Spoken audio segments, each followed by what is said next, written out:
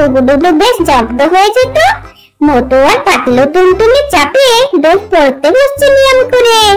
এবার সারাদিন শয়তানি করে বেড়ানো একদম বন্ধ। এই ফাঁকে আমি ডুগুকে নিয়ে শপিং মলে ঘুরে আসি একটু। ডুগু, তোমার ক্রেডিট কার্ডটা রেডি রেখো তো, অনেক শপিং করার আছে আজ। আজ যেন পয়সা নেই বলে কান্দুনি না শুনি।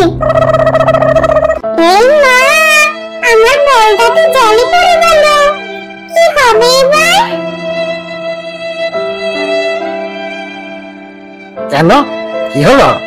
পুকুরে নেমে সাঁতার কেটে নিয়ে আয়। আমি তো সাঁতার জানি না।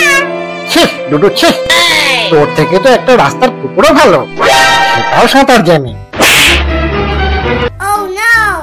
আমি সাঁতার জানি না বলে আমায় এরকম করে বলছো? আচ্ছা, তোমরা জানো সাঁতার কাটতে?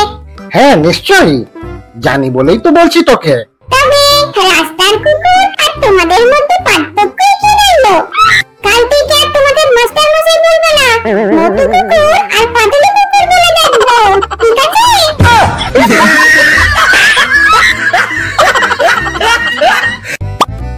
বন্ধুরা লাইক দিও, বন্ধুরা সাবস্ক্রাইব করো।